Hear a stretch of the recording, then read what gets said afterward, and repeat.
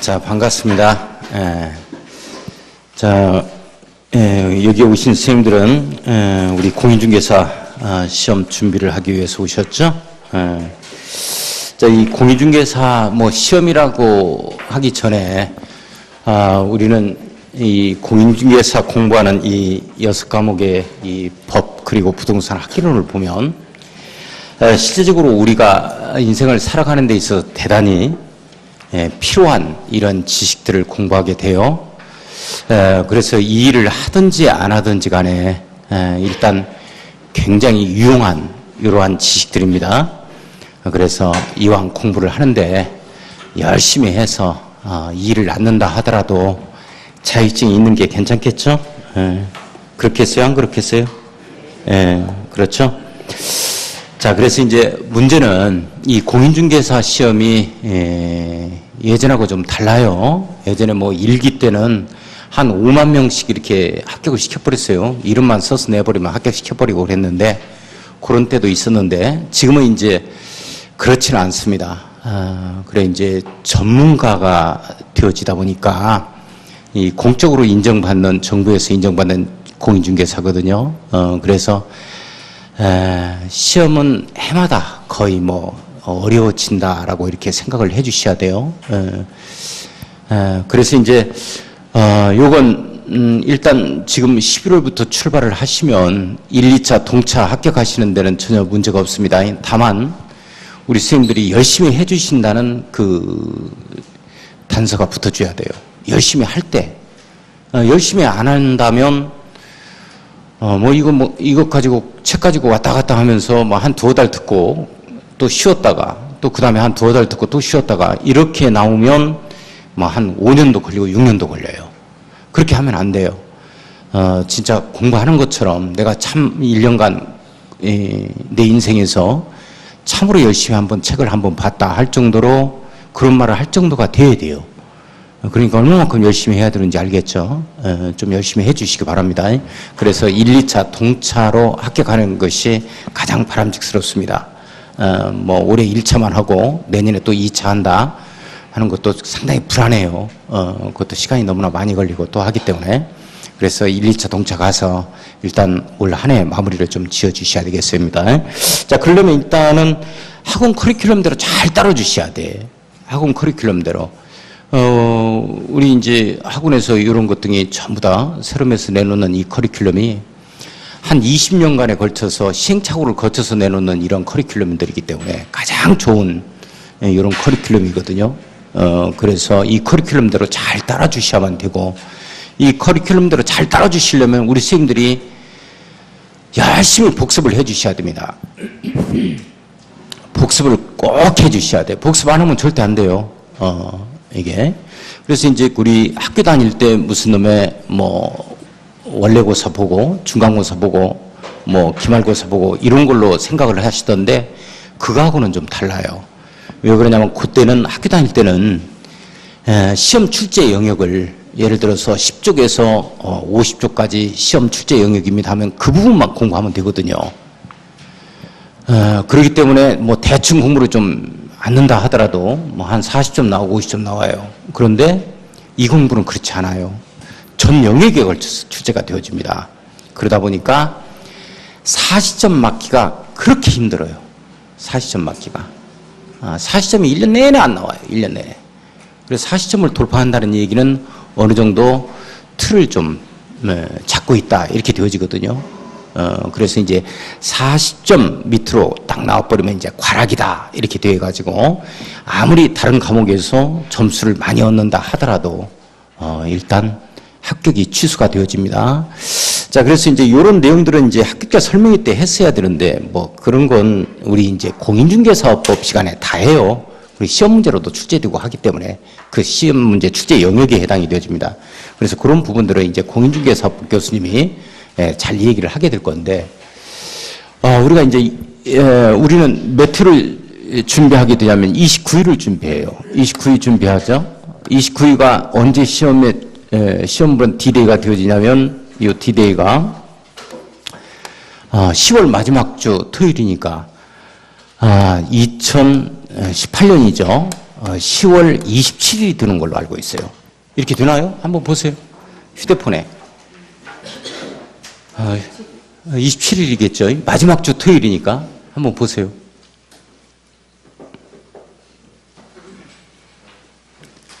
(10월에)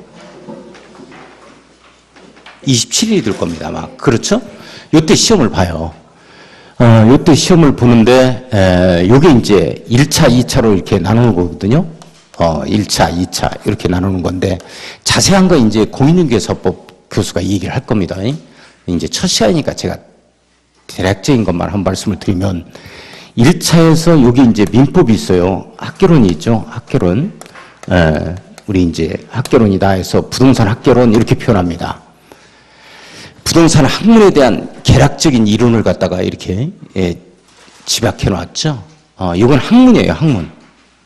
유일하게 학문을 딱 시험 보는데 이거예요, 이거. 이거 하나 봅니다. 그 다음에 이제 민법이 요게 민법하고 민사특별법하고 이렇게 되어지겠죠. 민사특별법하고 특별법이 여기에 들어갈 거고. 자, 2차 과목에서 이제 공인중개사업법, 공인중개사업법, 요 법이 이제 40문제로 출제가 되어지고, 요게 이제 40문제, 요게 40문제, 요게 이제 40문제. 그 다음에 이제 부동산 공법이에요. 공법. 이번 시간에 하는 것.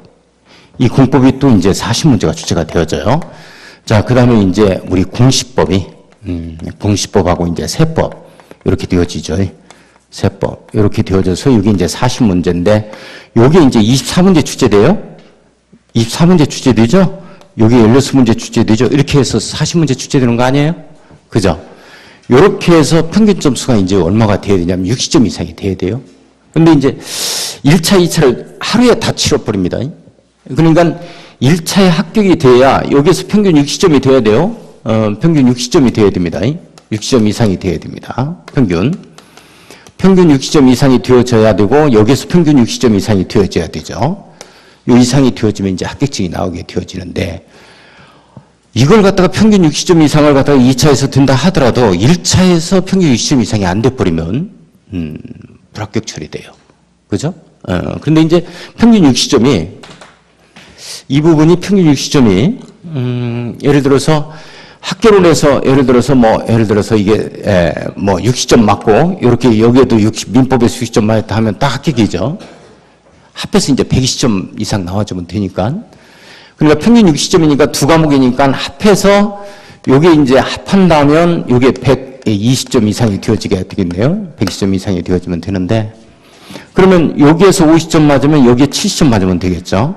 여기에 40점 맞으면 여기에는 80점 맞으면 되는 거예요. 이게. 그죠? 근데 여기에는 30점 맞고 여기 90점 맞자 하면 이게 120점이 된다 하더라도 이렇게는 안 돼요. 이렇게 하면 이제 과락에 걸렸다. 이렇게 표현됩니다. 어떻게든지 두 과목 중 한 과목은, 취약한 과목은 40점 이상이 돼야 돼요. 40점은 꼭 맞아줘야 돼요. 자, 그래서 이제, 이게 이제 40점 맞기가 그렇게 쉬운 건 아니거든요. 그래서 학원의 커리큘럼대로 그대로 좀 잘 따라줄 수 있도록 해주셔야 되고, 아무튼, 올 한 해 2018년도에는 좀 사생활이 그렇게 이제 좀 단순화돼야 돼요. 그러니까 어디 친척 집에 이렇게 방문하는 시기도, 또는 친구들끼리 놀러 가는 이런 기회도 좀 줄어들어야 됩니다. 그리고 오직 공부만 좀 할 수 있도록 해줘야 1차가 통차 합격이 가능하다. 이렇게 좀 생각을 해 주셔야 돼요. 그렇게 할 수 있도록 하고, 이게 이제 제가 담당하고 있는 과목은 부동산 공법이에요. 부동산 공법인데, 요 과목이에요, 요 과목. 그죠?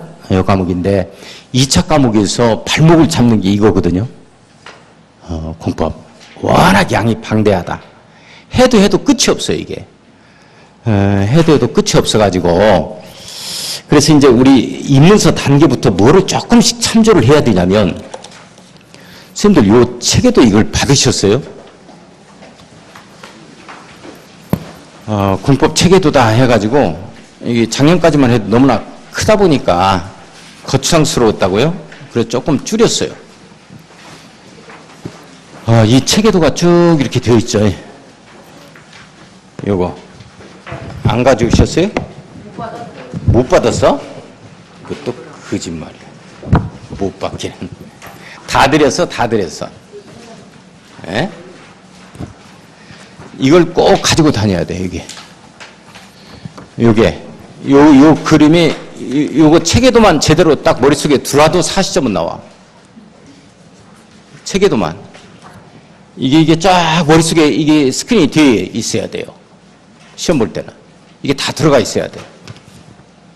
이게, 예, 다 들어가 있어야 돼. 그래서 요건 체계도는 항상 매 시간 이걸 갖다가 가지고, 기본서하고 책하고 함께 이걸 꼭 가지고 다녀야 돼. 그래서 여러 번 봐줘가지고 자연스럽게 이게 이 체계도가 그림이 머릿속에 딱 박혀 있어야 돼요. 틀이. 그래야 수월하게 정복을 해요. 꼭 이걸 가지고 다닐 수 있도록 하고. 우리 원장님이 가져오셨네.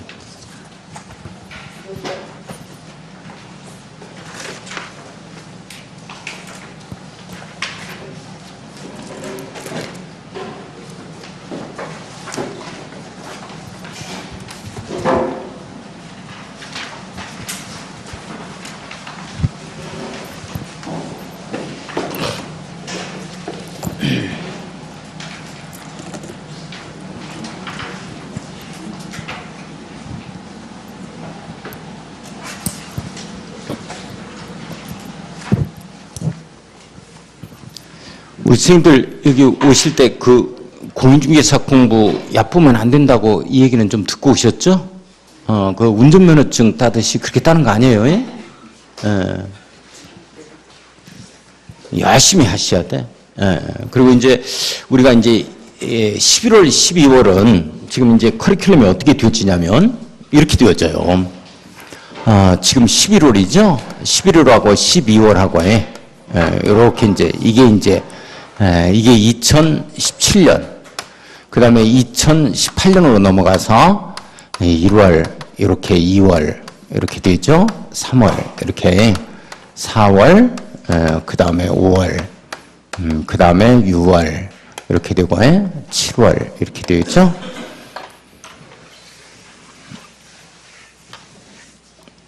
그 다음에 이제 8월, 이렇게 이제 9월, 요 10월 이렇게 되어져요.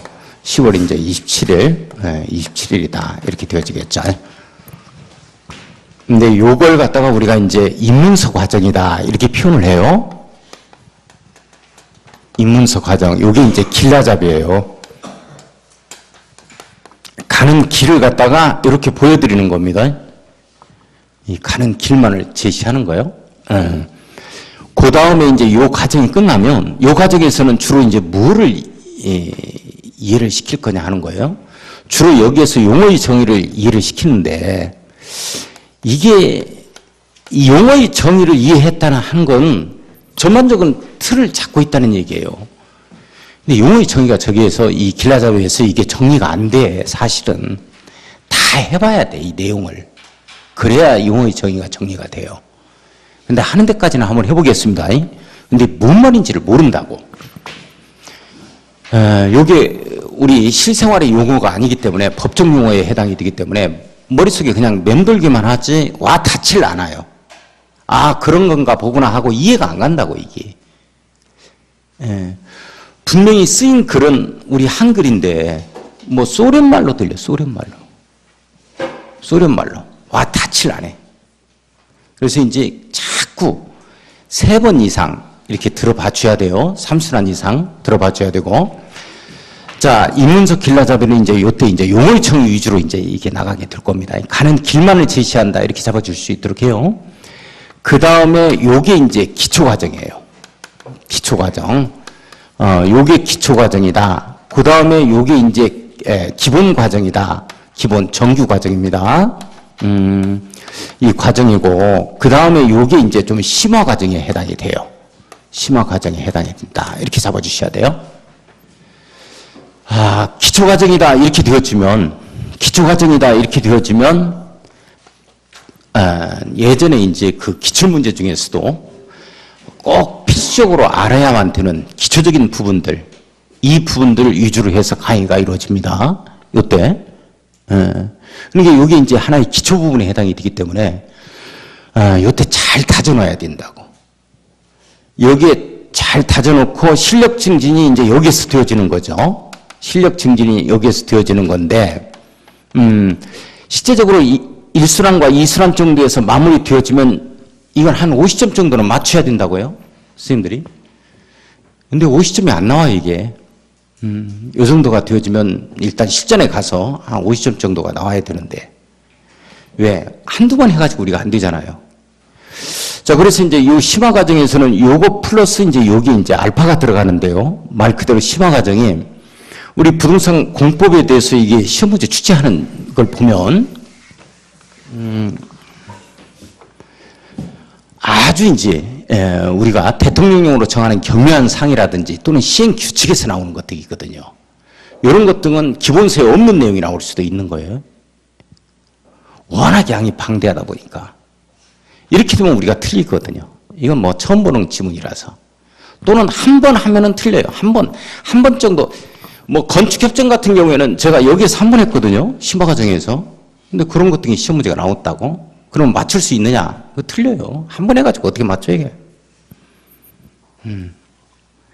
그렇게 이제 아주 이 상중하로 봤을 때 난이도 상에 해당이 되는 거, 중에 해당이 되는 거, 그 다음에 하에 해당이 되는 것을 보면, 이 갈수록 난이도 상에 해당이 되는 부분이 출제액이 늘어나고 있어요. 그러니까, 보통 제가 항상 뭐 올까지도 그랬어요. 제가 한 8문제 정도는 틀려달라고 얘기를 하거든요. 근데 8문제를 뛰어넘어요, 이제 출제되는 걸 보면. 그래서, 한 12문제까지도, 이렇게 우리가 전혀 보지 못한 이런 문제들이 나올 수도 있어요. 그래서 이게 이제 상으로 출제되는 문제가 지금 한 30%까지 육박하고 있어요.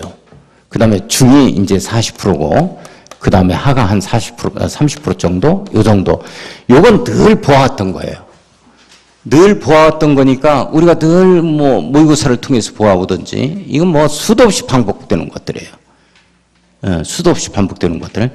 이건 꼭 한 번 했다는 거나 아니면 시행규칙이나 경미한 사항들, 여기서 출제되는 것들. 이런 것들은 이렇게 출제돼 버리면 제가 우리 선생님들이 다 틀렸다 이렇게 간주를 하거든요. 요게 지금 한 30%까지 육박하고 있어요. 그러니까 40문제 중에서 10문제가 넘어지는 문제까지도 이렇게 우리가 아주 어려운 문제가 출제가 되어진다. 이렇게 좀 생각을 해 주시고. 근데 공부할 때는, 뭐 요건 꼭 잡아야 돼요. 요건 빠지지 않고 계속 우리 나와주면 자연스럽게 이 점수는 나올 수 있도록 되어 있으니까. 그러면 이 점수가 나온다면 70점 맞는다는 얘기죠. 70점. 이렇게. 그래서 이제 이런 문제들은 평이한 문제에 해당이 되어집니다. 우리가 많이 했던 내용들이니까. 그래서 이번에 합격하신 분들 중에서도 보면은 뭐 평상시에 이렇게 잘 따라주신 분들은 한 60, 70점대에서 다 이렇게 점수가 나와주셨어요. 작년 거가 조금 더 어려웠었지, 공법이. 올해는 조금 더 작년보다는 평이했습니다. 오히려. 아무튼 요 문제 위주로 하는 거 1, 2순환하고 이거 이제 우리가 뭐라 그러냐면 이걸 1순환이라고 그래요. 요거 이제 정규 1순환 이렇게 표현을 하는 거고, 요게 정규 2순환 이렇게 표현하는 거고, 요거 정규 3순환 이렇게 표현을 해요. 이렇게. 그래서 이제 심화 과정에서는 이제 요런 문제까지도 해 들어갈 거예요. 그럼 지금 이게 지금 잡히지 않은 상태에서 또 이게 해 들어가면 또 안 되잖아요. 그래서 여기에 대한 우리 기초 과정하고 기본 과정하고 했던 이 내용 플러스 이 심화 과정에 알파가 들어간다 이렇게 생각을 해주셔야 돼요. 그럼 이게 힘들죠. 이 과정까지 해 들어가면서 심화 과정 알파를 하기에는 상당히 또 힘들다고요. 그래서 이제 이때 나오는 게 바로 이제 우리 유학집으로 강의가 들어가요. 그리고 이제 프린트로 해서 플러스 알파를 심화 과정을 커버를 좀 해 들어갑니다. 그래서 이제 제가 이걸 말씀드리는 이유는 뭐냐면, 이제 늦게 오신 분들이 문제가 되는 거예요, 이제. 한 요 정도 오신 분들이, 이거 못 따라가겠다, 이렇게 되거든요. 그러면 내가 이걸 공부를 해야 되느냐, 이걸 공부를 해야 되느냐, 이렇게 또 물어요. 아니면 이걸 무시하고 이것만 들어도 되느냐, 이렇게 하는데, 난감해요. 저기 이제 부동산 공법 같은 경우는 양이 워낙 방대하다 보니까, 정답은 어떻게 되어지냐면 이게 다 들어야 돼요. 다 들어야 돼요. 그러면 시간은 없죠. 이걸 다 동영상을 다시 한번 보려고 그러니까 시간은 없지. 힘들어해요. 그러니까 지금 11월부터 이렇게 나와서 차근차근 기초를 다지는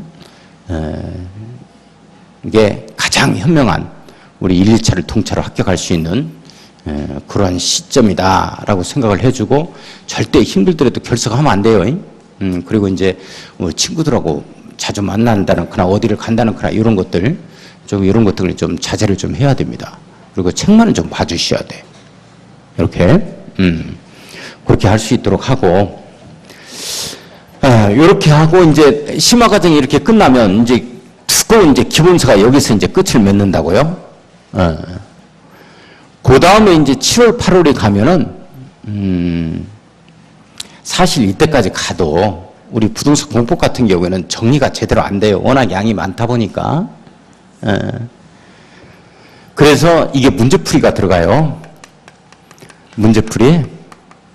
이 문제풀이를 통해서 실력이 증진이 돼요. 이게 가장 또 중요한 코스 중에 하나입니다. 이게. 문제를 풀지 아니하면 절대 이 성적이 안 나오도록 되어 있어요. 그래서 이제 이런 일례가 바로 뭐냐면 우리 이제 중고등학교 학생들이 있죠. 이런 학생들도 이게 학교 다니면서 이렇게 1, 2등 하는 애들이 있고 또 이제 또 꼴등 하는 애들도 있고 또 그래요. 항상. 근데 1, 2등 하는 애들을 보면은 어떻게 돼 있냐면 뭐 책을 쭉 읽어보는 건 말할 것도 없는 거고 시중에 나와 있는 문제를 거의 섭렵을 했어요. 문제를 거의 다 풀어본 거예요, 이게. 근데 점수가 안 나오는 학생들은 어떠냐 하는 거죠. 맨날 이론만 공부해, 이렇게. 이렇게 되면 점수가 안 나오도록 돼 있어요. 물론 점수가 이때부터 나와야 됩니다. 이때부터 이제 3월 가가지고 모의고사를 딱 봐요. 선생님들 3월 가서 모의고사 딱 보는데 이때도 점수가 막 잘 나오시는 분이 있어요. 한 40점 나오고 이러신 분이 있어. 40점 나오고. 이러신 분들은 문제를 좀 풀어봤다는 얘기죠. 그래요. 그래서 우리 뭐가 들어가느냐면 제가 매주 우리 부동산 공법 시간에는 프린트가 나가요. 문제화 시켜가지고. 그래서 이제 우리 그날 배운 내용이라든지 지난주에 배운 내용을 문제화 시켜가지고 문제 푸는 연습을 시켜드립니다. 그걸 꼭 해주셔야 돼. 그 프린트를 우습게 하시는 선생님들이 있어요. 절대 안 된다, 이게. 매주 나가는 프린트물이 있을 거예요. 이걸 소화를 해야 돼. 근데 이 프린트물 소화를 100%까지는 소화를 못 한다고, 이게. 10문제가 나오면 10문제 다 어떻게 알아, 우리가? 오늘 10개의 내용을 쭉 이론 정리를 했다고 그래서 우리 선생님들이 10개 내용을 어떻게 알아요? 모르지? 그래도 80% 이상은 내가 잡아야 되겠다, 이렇게 생각을 해야 돼. 10문제 중에 8문제는 내가 풀 수 있어야 된다. 이런 생각을 하고 꼭 복습을 하고 이렇게 해주셔야 됩니다. 이렇게 되어지시면 이때부터 이제 점수가 막 나와요. 뭐 40점도 나오고 어떤 분들은 한 50점도 나오고 막 그래요. 그 문제를 갖다가 접하지 않으면 계속해서 이 점수가 안 나오도록 되어 있어요. 자, 이 과정이 끝나면 이제 9월, 10월이 이제 되죠. 9월, 10월에. 여기 이제 시험에 꼭 나오는 테마별 정리다 해서 여기 이제 정리가 이루어지고. 자, 그 다음에 이게 이제 통영 모의고사라고 해가지고 통영 모의고사다 해서 모의고사다 해서 실제적인 시험 보는 것처럼 우리 선생님들이 먼저 시험을 보고 그리고 또 여기에서 또 강사가 해설도 하고 또 이렇게 해요. 또 그래서 이제 이런 과정을 거쳐야 확실하게 이제 우리 합격선에 안착을 시킵니다. 그래서 시험장에 가서 떨지 말고 그대로 시험을 보면 이제 합격증이 나온다. 이렇게 말씀을 드릴 수 있어요. 자, 이런 커리큘럼대로 진행이 될 겁니다. 근데 우리 선생님들이 공부하다가 좀 힘들단 말이에요. 그러니까 뭐라고 하냐면 이때 한 두어 달 쉬어버려요. 학원을 안 나옵니다. 그러다가 또 이때 나오고. 이러면 절대 안 돼. 그냥 성실하게 눈 뜨면 학원 나와야 된다. 이렇게 생각을 해주시고 꼭 학원을 나와주셔야 됩니다. 개별적인 행동은 철저히 금지된다. 이렇게 생각을 해주셔야 돼요. 이렇게. 자, 그러면 우리가 이제 보면은 전부 다 우리 부동산 이게 공인중개사 시험 과목이 전부 다 법이에요. 법을 공부하는데 우리 학개론만이 부동산 학개론 해서 그것만 이제 학문이 하나가 딱 되어 있죠. 그래서 이제 학개론은 학문에 해당이 되다 보니까 실제적인 어떤 이론을 갖다가 이렇게 취재하느냐에 따라서 이게 전혀 보지 못한 이 학문이 취재돼 버리면 이 타치를 못 하거든요. 또 학문이라는 것 자체가 영역이 정해져 있지 않잖아요. 그죠? 그래서 이제 실제적으로 이 부동산 학개론이 굉장히 이번에 까다롭게 출제가 됐다라는 얘기들을 갖다가 하시던데, 그런 것 같아요. 그래서 이제 그 전략이라는 게 좀 필요하기도 합니다. 전략이 필요하는데 대체적으로 이렇게들 잡더라고요. 1차 과목에서는 민법을 전략 과목으로 잡는 거고, 거기서는 이제 좀 점수가 고득점이 나와야 된다 이런 내용이죠. 그 다음에 2차 과목에서는 공인중개사법을 이 전략 과목으로 잡아요. 근데 공인중개사법은 모의고사 같은 거 보면 굉장히 실제 시험 문제보다 더 어렵게 나와요. 거기에 뭐 너무 의기소침하거나 그럴 필요는 전혀 없다. 이렇게 말씀을 드리고, 그래서 이제 1차는 우리 민법, 그 다음에 2차 같은 경우에는 이 공인중개사법, 이걸 갖다가 전략 과목으로 잡아서 나머지를 갖다가 어느 정도만 선방을 해주면 합격선에 달하게 된다. 이렇게 말씀을 드릴 수 있어요. 그래서 이제 올해 합격하신 분들의 가장 기본적인 이게 2차 과목만 한번 보겠습니다. 2차 과목을 보면은 합격을 2차 과목을 보면은 공인중개사법 있죠? 공인중개사법. 요 법에서 한 75점 정도 받고, 그 다음에 공법 정도에서 한 반타작하고, 한 50점 받고, 55점 정도 한번 받을까요? 그 다음에 이제 공시세법에서, 공시세법이 조금 어렵게 출제됐다니까, 여기에서 한 반타작 정도 하고, 요런 모형이 대표적인 이제 합격 케이스에 해당이 되어지는, 60점이 되죠? 이렇게 되어지면, 이렇게 해서 전략 과목을, 이렇게 이제 공인중개사법을 전략 과목으로 잡는다. 이런 내용이죠. 여기서 80점 맞아버리면 뭐 더할 나위 없이 합격, 무조건 합격에 해당이 되어지는 거고. 요 정도가 이제 올해, 평균 쳐서 가장, 이게 스탠다드가 되는 합격선에 해당이 되어집니다. 이렇게. 물론 뭐, 개개인에 따라서 약간의 차이가 있기는 하겠습니다만, 물론 이 공법을 한 70점 맞고, 이것도 70점 맞고, 이걸 뭐 한 40점 맞고, 이렇게 해서 합격하신 분들도 있기는 합니다만은, 여기 이제 가장 기본적인 합격선을 이번에 보았을 때, 그런데 이제 내용 같은 경우는 만약에 공법이 또 어렵게 출제되어 버리면, 뭐 이건 뭐 한 50점 정도를 봐야 되고, 이걸 55점 정도로 봐야 되겠죠. 이렇게. 아무튼 전략 과목은 공인중개사법이 전략 과목이 되면은 뭐 분명합니다. 자, 그러면 이제 우리가 요 책 가지고 오셨어요? 요 책 가지고 오셨고, 그 다음에 요 책 있어요? 선생님들 요 책? 요 책? 요 책은 하루완성 입문서라고 되어 있죠? 요 책 하루완성 입문서라고 되어 있어요. 근데 요 책은 이제 우리 정규 수업 시간에 나가는 건 아니고, 이걸 제가 이걸 제가 계속해서 읽어요. 이거 처음부터 끝까지 이게 농지부까지 읽습니다. 그러면 우리 선생님들이 이걸 갖다가 뭐 MP3라든지 이런 걸로 다운을 받아가지고 이거 무료로 오픈이 되거든요. 제가 뭐 이게 이 내용은 이거 찾고서 이렇게 설명하는 게 아니에요. 귀를 트이게 할 목적으로 이걸 하기 때문에 제가 계속 읽어주거든요. 그러면 그걸 계속해서 들으셔야 돼. 자동차 타고 다니면서 듣고, 그리고 자기 전에도 좀 듣고, 이렇게 집안일을 할 때도 틀어놓고 들어야 돼요. 요걸 한 5교시 정도 한 300분 분량으로 제가 줄이려고 하거든요. 그렇게 해서 한번 쭉 읽어드리려고 해. 그러면 이게 이제 귀에 익게 된다고 계속 듣다 보면, 그러면 이제 정규 수업 시간에 내가 이런 수업을 나가잖아요.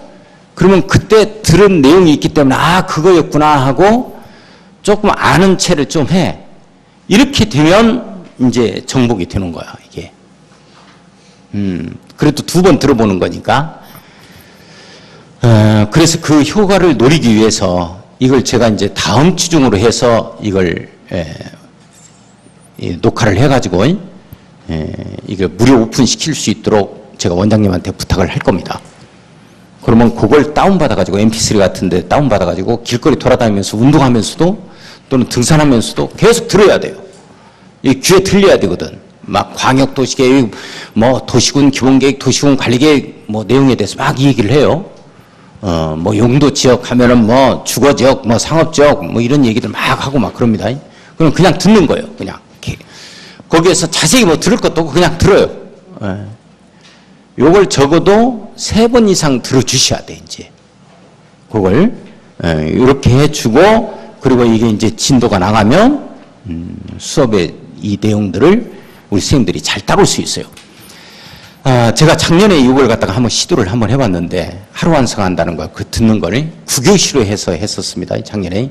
올해는 조금 더 줄일 거예요. 양이 워낙 많으니까. 오히려 더 못 듣더라고. 힘들어하고. 근데 이걸 들으신 분들은 점수가 잘 나와요. 이걸 들으시던 분들은. 물론 뭐 합격이지 뭐. 근데 이걸 안 들으셨던 분들은 이때 가도 점수가 안 나오는 거예요. 이때 가도. 이때 가도 막 20점, 22.5, 막 30점 밑으로 나와요. 그러니까 그때는 당황하는 거예요, 이제. 그러니까 수업 시간에만 이 내용을 갖다가 공부해서는 우리가 좀 힘들다는 거예요. 그래서 미리 다음 주 중으로 이걸 완성을 할 겁니다, 제가. 그러니까 우리 선생님들이 mp3 같은 경우를 다운 받아가지고 이렇게 학원 오면서 귀에 꽂고 오셔야 돼. 그리고 뭐 어디 운동할 때도, 산보를 할 때도, 산행을 할 때도 이거 꽂고 하고 계속해서 들어줘야 돼요. 자, 그렇게 되어지면 제가 우리 부동산 공법 60, 70점 나오는 건 식은 죽 묻기다. 당연히 그렇게 나오도록 되어 있다. 올처럼 시험 문제가 주제되면 자식의 말씀을 드릴 수 있어요. 그렇게 할 수 있도록 하고, 아무튼 결석하지 말고 잘 따라주셔야 돼요. 자, 근데 이제 우리 부동산 공법 이렇게 이제 제가 담당하고 있는 이 과목이 뭐냐? 부동산 공법이다. 이렇게 되어지죠. 부동산 공법 이렇게 되어져요. 뭐 부동산에 관한 내용은 민법 시간에도 이 얘기를 할 거예요. 뭐 토지 및 그 토지 위에 있는 정착물 해가지고 뭐 부동산 해가지고 이 얘기를 하게 될 겁니다. 자, 그런데 뭐 그런 내용을 갖다가 하는 건 아니고, 우리 이제 공법 중에서 부동산에 관한 공법이다 이렇게 되어져요. 근데 이제 이게 법이죠, 법이. 우리 법 이렇게 되어지면 우리는 이원적 법률 체계를 가지고 나와요. 이원적 법률 체계를 가지고 나옵니다. 이렇게. 우리나라는 법하면은 이렇게 사법이라는 게 있어요. 이게 그 다음에 이제 공법이라는 게 있는데 이렇게 여기에 해당이 되는 거죠. 부동산 공법이. 사법은 이렇게 개인과 개인 간의 관계, 권리 관계를 또는 권리 의무 관계를 규례해 놓고 있는 대표적인 민법이 여기에 해당이 되는 거예요. 민법. 그리고 민법 시간에는 갑하고 을하고 맨날 병 이런 자들만 나와요. 갑이 어떻게 했다. 뭐 갑과 을이 거래계약을 체결했는데 을을 갖다가 아무튼 무시하고 다시 병하고 거래계약을 체결했다. 뭐 일단 유효하냐 무효하냐 맨날 이런 것 가지고 해요. 이게. 그래서 처음부터 끝까지 법률 행위를 공부하는 거예요. 법률 행위. 민법은 법률 행위. 의사표시를 필수 불가결한 요소라는 법률 요건 해가지고 법률 행위는 의사표시가 반드시 있는 거죠. 저걸 공부해요. 처음부터 끝까지. 그런데 우리 공법은 부동산 공법은 우리 2차 과목의 대표적인 이 공법은 처음부터 끝까지 법률행위를 공부하는 게 아니고 행정행위를 공부하는 거예요. 이게 행정행위다 이렇게 되어지는 거예요. 행정행위 이렇게. 행정행위, 행정청에서 하는 직거리죠.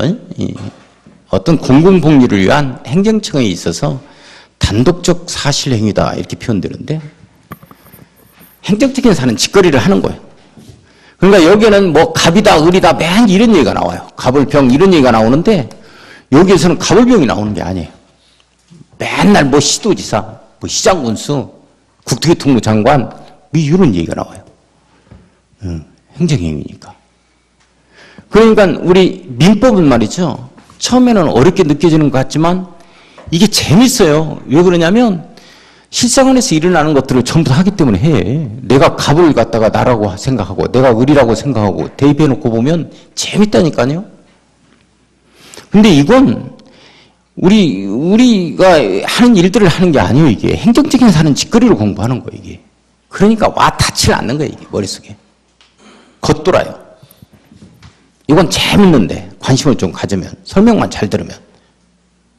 그래서 이제 민법 같은 경우는 이게 우리 아무튼 내가 갑이 될 수도 있고 을이 될 수도 있고 병이 될 수 있다 보니까 관심을 갖다 보니까 재밌어요. 그래서 이걸 듣다 보면은 실력이 팍팍 늘어납니다. 이렇게. 근데 공법은 행정적인 사는 짓거리를 공부하다 보니까 이게 성적이 안 나와요. 성적이. 맨날 시도지사 무슨 뭐 대도시 시장 뭐 국토교통부 장관 뭐 농림축산식품부 장관 뭐 이런 얘기가 나오고 그래. 시장원수구청장. 네. 맨날 이런 것만 해요. 이렇게. 자, 우리가 우리 이제 독일의 법과대학 교수인 한스켈젠이라는 이 교수는 이게 이제 법을 말이죠. 이렇게 네 단계로 이렇게 구분을 한번 해봤어요. 네 단계로. 그래서 이제 헌법이 제일 위에 있겠죠. 최상위법이니까 헌법 이렇게 되어지고. 그 다음에 이제 우리 민법이 여기 해당이 되겠죠. 민법. 우리가 공부하는 국토의 개입 및 이용에 관한 법률, 이것도 여기 해당이 돼요. 대단하죠? 그러면 이제 농지법, 뭐 이런 것들이. 뭐 공인중개사법도 여기 해당이 되고, 전부 다. 세법, 공시법 다 해당이 됩니다. 저쪽에. 예. 자, 그 다음에 이 밑에 이제, 우리가 이제, 우리 시행령이라는 게 있어요. 시행령. 그 다음에 시행규칙이라는 게 있죠. 시행규칙이라는 게 있다. 이렇게. 시행령, 시행규칙 이렇게 있어요. 예. 요걸 갖다가 우리가 이제 대통령령이라고 하죠. 시행령을. 예. 대통령령 이렇게 표현을 하고 요거는 이제 불령이라고 표현을 합니다. 국토교통불령, 환경불령 또는 농림축산식품불령 이렇게. 자, 그 다음에 이제 지방자치단체에서 만드는 자치법규라든지, 또는 조례, 이렇게 되어져요. 요건 자치법규 조례는 누가 만드는 거냐면 지방자치단체에서 만들겠죠. 지방자치단체에서. 그 다음에 시행령, 시행규칙은 어디에서 만드는 거냐면 행정부에서 만드는 거예요. 행정부에서. 여기에는 이제 국회에서 만들겠죠. 이렇게. 그 다음에 이제 헌법은 국민투표 붙여야 되니까 우리가 만든다고 생각을 한번 해봅시다. 국민투표 붙여야 되니까. 물론 여기서 헌법에서부터 시작해서 시행령까지는 국회를 통과해야 돼요. 국회를 통과해야 됩니다. 통과는 하는데 국민투표 붙여야 되니까 우리가 만든다 헌법은 이렇게 생각을 해주시면 되겠네. 이렇게. 근데 이제 우리가 시험 범위가 어디까지가 주제가 되어지는 거냐면 시험이 이렇게 국토의 개입 이용에 관한 법률, 농지법 하면 여기 이제 법이 나오겠죠. 법은 이렇게 이제 국회에서 만들어요. 근데 세부적인 사항 등을 위임을 하게 되어진다고. 요게 이제 시행령과 시행규칙에 해당이 되어지죠. 자, 그래서 이제 요런 걸 우리가 이제 명령이라고 표현을 합니다. 예. 그래서 국토의 개입 이용에 관한 법조문이 있으면 그 밑에 이제 대통령령, 시행령 조문이 있어요. 그 밑에 국토교통부령으로 만드는 시행규칙 조문이 있습니다. 이렇게. 여기까지 출제가 돼요. 1, 2, 3 이렇게. 요걸 합해서 뭐라 그러냐면 법령 이렇게 표현합니다. 법령 이렇게. 법령. 그러니까 시험 문제가 다음 국토의 개입 및 이용에 관한 법령상 이렇게 나온다고. 시험 문제가. 그러면 그게 무슨 뜻이야? 국토의 개입 및 이용에 관한 법률상 하면 여기서만 출제하겠다 이 말이고, 국토의 개입 및 이용에 관한 법령상 하면 여기까지 생각하고 있어라 이 말이요.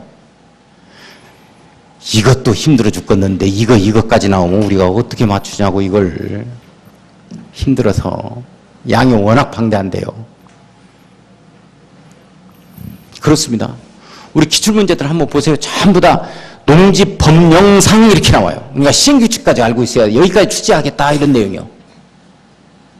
법상 이렇게 안 뜹니다. 법령상 이렇게. 시험 범위가 이렇게 된다. 그러니까 시험 범위는 전주시 조례, 뭐 서울시 조례 이런 거에 시험 문제가 출제가 안 돼요. 그러니까 법률하고 시행령하고 시행규칙까지 이렇게 출제된다. 이렇게 이해를 좀 해줄 수 있도록 하고, 우리는 이제 처음부터 끝까지 이제 행정행위를 공부하다 보니까 행정청에서 하는 짓거리다 이렇게 잡으면 돼요. 행정청에서 하는 짓거리. 뭐 학자에 따라서 행정처분과 행정행위를 갖다가 같은 말로 간주하는 학자도 있고, 행정처분이 조금 더 이게 행정행위를 포함하는 좀 더 포괄적인 이러한 용어다, 좀 영역이 높다 이렇게 주장하는 학자도 있는데, 우리는 뭐 학문 연구하는 거 아니니까 행정행위, 행정처분 같은 의미로서 좀 알아놓으면 돼요. 행정청에서 하는 짓거리다 이렇게 잡아놓으면 되고, 모든 행정청에서 하는 짓거리들은 말이죠, 일단 어떤 얘기가 되냐면 일단 오픈을 시킨다 하는 얘기가 있어요. 뭐 고시한다, 뭐 공고한다 이렇게 되어지는데, 이 오픈시키는 거죠. 행정이라는 것 자체는 주민의 협조를 바라는 거니까 주민이 없는 행정은 있을 수가 없는 거죠.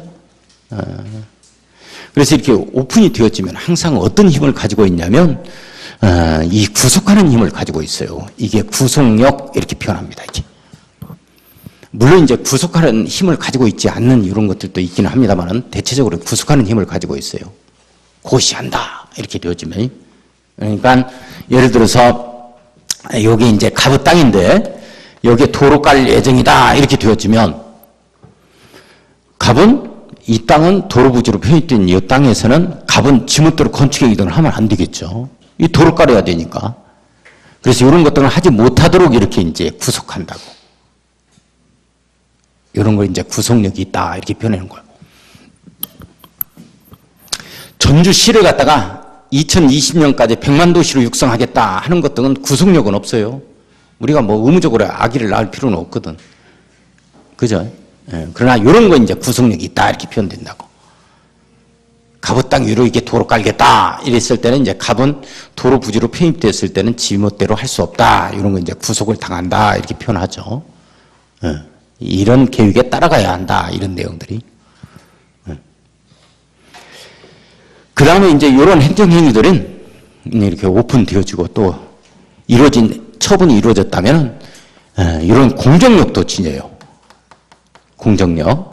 이게 이제 공정력이 뭐 우리는 학문 연구하는 건 아니니까 이 공정력과 이 공정력을 동시에 지닙니다. 이렇게. 요건 이제 확정력으로 해서 따로 떼어서 표현할 수가 있는데, 저는 한꺼번에 그냥 얘기할게요. 이 행정청에서 하는 짓거리는 모두 다 올바른 짓거리고 한 번 이루어진 이런 처분 등 행정행위에 대해서는 확정되는 힘을 가지고 있어요. 이런 힘을 가지고 있다고. 행정청에서 하는 짓거리는 무조건 올바른 짓거리고 한 번 이루어진 처분은 확정되는 힘을 가지고 있다라는 걸 꼭 이해를 좀 해주셔야 돼요. 이 내용이 무슨 내용이냐 하는 거예요. 이 내용이. 이 내용이 예를 들어서 이게 금암 로타리에다가 제가 불법 주차한 사실이 없는데 저한테 불법 주차했다고 해서 이 과태료가 이 5만 원이 떨어졌어요. 저한테 뭐 벌금 또 뭐 한 10만 원이 떨어졌다거나 이렇게 된 거야. 그러면 과태료 5만 원이 떨어졌다면 이 5만 원이 그런 사실이 없다니까. 근데 그걸 갖다가 이게 SUV 차량을 딱 찍었어요. 산타페를 찍어가지고 너 이강렬 앞으로 딱 과태료가 부과된 거야. 이강렬 앞으로에 이거 부과됐어요. 저는 이 SUV가 없거든요. 근데 그걸 사진 딱 찍어가지고 내 앞으로 딱 부과됐다 이렇게 되어지면 이게 과태료가 부과됐어요. 과태료가 부과돼 버렸습니다. 전주시에서 나한테 부과를 했어요. 유효 무효? 유효야 무효? 나 이 차가 없다니까. 유효야 무효요? 일단 유효해. 이것 때문에 행정적인 사는 짓거리는 모두가 올바른 짓거리예요. 이게 확정되는 힘을 가지고 있어요. 무효가 아니라니까. 근데 이 차가 없는데도 없어? 없는데도 나한테 부과를 해버린 거야. 일단 유효해. 무효다 하면 큰일 나. 이게 일단 효력을 발하도록 되어 있어요.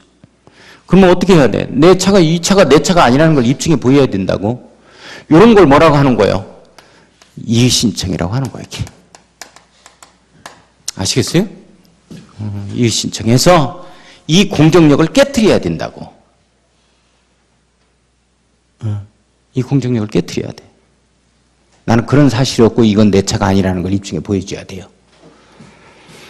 그래서 이제 어디에 걸리냐면 모든 행정계획은 이렇게 상위계획이라는 게 있고 여기에 하위계획이 나오도록 돼 있다. 제가 이런 얘기를 해요. 하위계획이. 모든 계획은 이렇게 큰 틀을 잡아주는 상위계획이 있다. 그러니까 예를 들어서 우리 전주시를 2020년까지 뭐 100만 도시로 육성하겠다 하면 거기에 주택단지가 어느 정도가 건설이 되어야 되고 뭐 하위계획이 도로는 어떻게 기반시설은 뭐가 확충이 돼야 된다 이런 계획들이 구체적으로 나와야 되겠죠. 100만 도시 육성하겠다는 계획이 나오면 밑에서 세부적인 계획이 나와야 돼요. 그래서 상위계획은 하위계획에 지침이 된다 하는 얘기를 항상 씁니다. 이렇게. 그 다음에 하위계획은 상위계획에 부합되게 수립되어야 된다 하는 얘기를 항상 써요. 이렇게. 근데 문제가 뭐냐면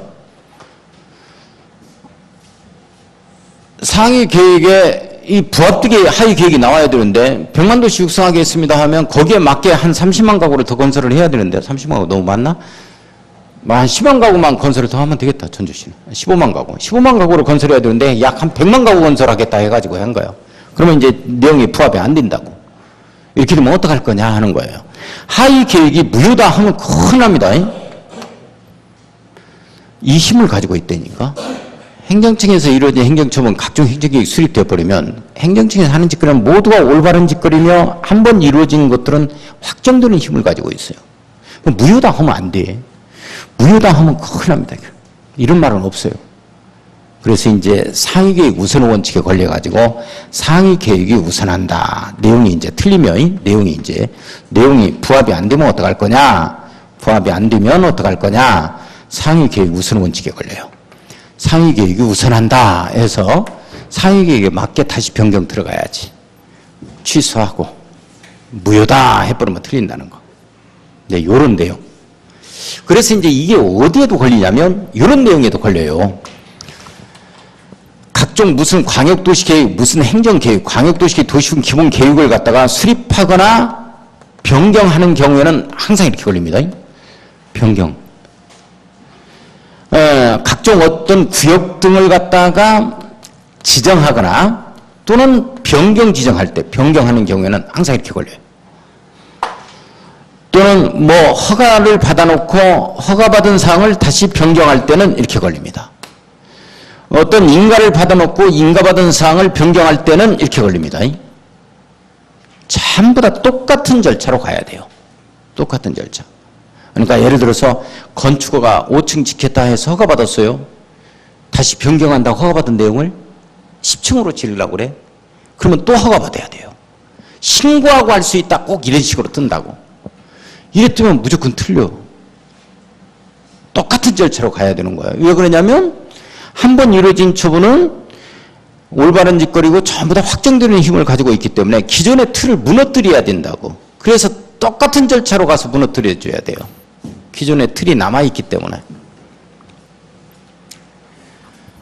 수립할 때 이런 절차를 거쳤다 하면 변경할 때도 이런 절차를 거쳐야 된다. 이런 내용이에요, 이게. 뭐 변경할 때는 그냥 할 수 있다라든지 이렇게 신고하고 할 수 있다라든지 이런 말 뜨면 큰일 납니다. 이제 이런 내용들을 쭉 법조문에서 보게 될 것입니다. 이런 내용들을. 자, 이런 내용들을 보게 될 거다라는 거에, 그 다음에 이제 우리가 이제 쭉 한번 오늘 요 책 가져오셨어요, 선생님들? 요 책? 요 책 한번 봐요. 요 책 보면, 부동산 공법 이렇게 나와 있죠? 부동산 공법 이렇게 나와 있어요. 공법에 이렇게 나와 있는데 여기 쭉 두 장 더 넘기면 뭐니까 138쪽. 자, 저 한번 따라서 한번 해볼까요? 이 파트 1 해가지고 국토의 계획 및 이용에 관한 법률. 국토의 계획 및 이용에 관한 법률. 이 두 번째가 이제 파트 2가 도시개발법. 도시개발법. 오른쪽 위에 세 번째가 도시 및 주거환경정비법. 도시 및 주거환경정비법. 네 번째가 건축법. 건축법. 다섯 번째가 주택법. 주택법. 여섯 번째가 농지법. 농지법. 이렇게 되어 있죠? 자, 잠깐만요. 우리가 대표적인 민법, 뭐 상법 일부를 제외하고는 전부 다 공법이에요. 헌법부터 시작해가지고 뭐 형법, 형사소송법 할 것 없이, 공인중개사법 할 것 없이 전부 다 공법이에요. 공시법, 세법 다 공법입니다. 근데 이제 우리 민법이나 이 헌법 같은 경우는 법전이 있어요. 법전. 근데 우리가 배우는 이 공법은 개별법입니다. 개별법. 법전이라는 게 없어요. 시대적인 상황에 따라서 그때그때 생겨나기도 하고 없어지기도 하는 법이 공법이에요. 그러니까 예를 들어서 옛날에는 물건 하나 사려면 이게 매장 가서 이렇게 물건 만져보기도 하고 입어보기도 하고 해서 샀잖아요. 지금은 인터넷으로 많이 사요. 이제 그러다 보니까 인터넷으로 이제 구매한 물건이 마음에 안 든단 말이죠. 그래서 이제 환불 조치를 요구했어요. 그랬더니 차일피일 미루고 이제 돈을 안 돌려줘요. 이렇게 되면 통신 판매업자한테 40%에 있어서 지연 배상금을 갖다가 요구할 수가 있어요. 옛날에는 그런 게 없었거든요. 어떻게 인터넷으로 해서 뭐가 인터넷이 없었던 시절에는 인터넷으로 뭐 물건 구매한다 이런 거 있을 수가 없었죠. 근데 인터넷이 이제 있다 보니까 발달하다 보니까 예전에 없었던 그러한 것들을 갖다가 우리 소비자를 보호하는 이런 법을 하나 빨리 만들어야 돼요. 이게 전자상거래 및 뭐 소비자 이 보호에 관한 법률 이런 법률이에요. 이런 것들이 다 공법에 해당이 됩니다. 우리 이제 중고자동차 같은 경우에도 중고자동차 딜러라고 그러죠. 예전에는 그 중고자동차 시장을 갖다가 우리가 레몬마켓이라고 그럽니다. 정확하게 가격대를 산정할 수가 없잖아요. 그래서 좀 깜깜이 그러한 시장이다 해서 레몬마켓이라고 그러는데 그런 레몬마켓 정도가 조금은 이게 좀 돈이 되기도 해요. 그래서 거기에서 이제 그 중고차를 샀는데 뭐 작년에 수해를 입어가지고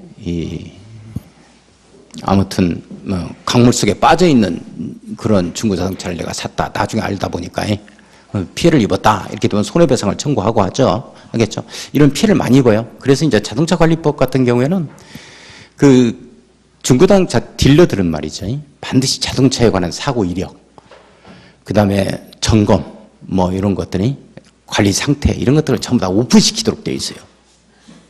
그걸 조작하거나 하면은 2년 이하의 징역 또는 500만 원의 벌금을 물립니다. 이런 것들도 옛날에는 없었던 그러한 법을 소비자를 보호하기 위해서 법을 하나 만들어야 되겠죠. 이런 것 등이 그때그때 생겨나기도 하고 없어지기도 하는 법 이런 것 등이 바로 이제 공법에 해당이 되는 겁니다. 단일법으로. 세종시를 하나 만들어야 되겠는데 행정중심 복합도시로 법적 근거가 있어야 만들죠. 그게 바로 이제 행정중심 복합도시에 관한 특별법이죠.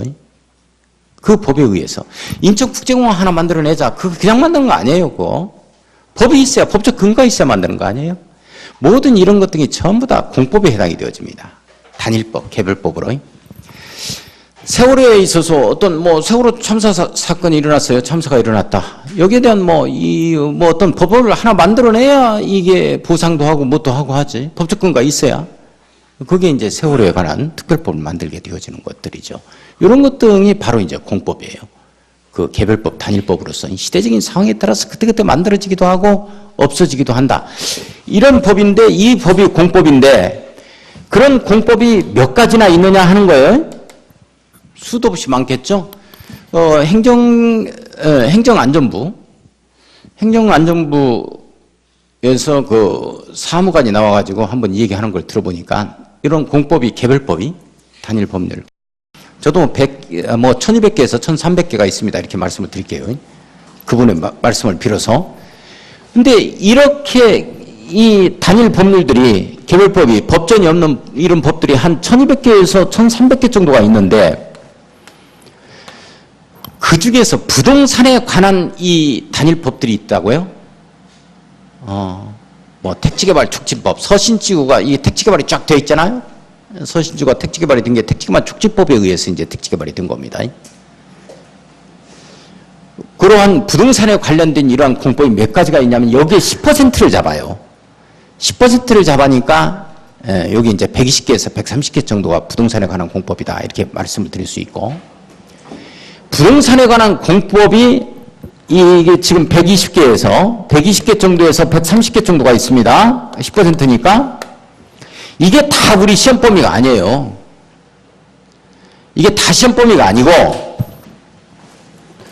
여기에 나와 있는 국토의 계획 및 이용에 관한 법률부터 시작해서 농지법까지 이 6가지만 시험 범위로 합니다. 다행이죠. 부동산 공법 120개, 130개를 다 시험 범위로 하겠다 하면 이건 100년 걸려, 100년. 감사해야 돼, 감사해야 돼. 그러니까 120개, 130개 중에서 이걸 또 뽑은 거죠. 6개만 시험 범위로 하겠다 하는 거예요. 국토의 계획 및 이용에 관한 법률, 도시개발법, 도시 및 주거환경 정비법, 건축법, 주택법, 농지법 이 6개만 시험 범위로 하겠다 하는 내용이에요. 그러니까 조금밖에 안 되지, 시험 범위가. 할 수 있겠죠? 6개밖에 안 되는데 뭐 120개 나오면 어떻게 공부해. 6개밖에 안 되니까 할 수 있겠어요? 예. 예. 자, 그러면 조금 쉬었다가 우리 교재 들어갈 수 있도록 합시다.